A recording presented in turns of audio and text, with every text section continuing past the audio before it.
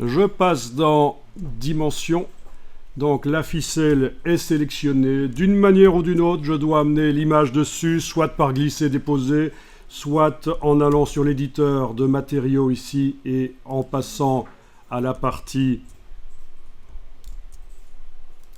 dans couleur de base, en allant chercher une image. Voilà, une image. C'est déjà une image d'ailleurs, parce qu'il y a un matériau sur cette ficelle.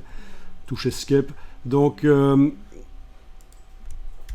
et troisième solution, bien sûr, pour amener une image sur la ficelle, c'est Fichier, Importer, placer l'image sur le modèle. Et alors, je vais chercher le drapeau.psd, ouvrir, le voilà. Et alors, je vais le mettre en temps.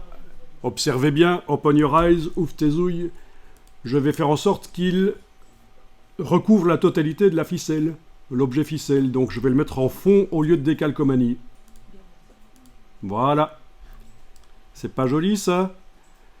Mais bien sûr, ici, il va falloir que je joue sur la répétition pour qu'il devienne de plus en plus petit.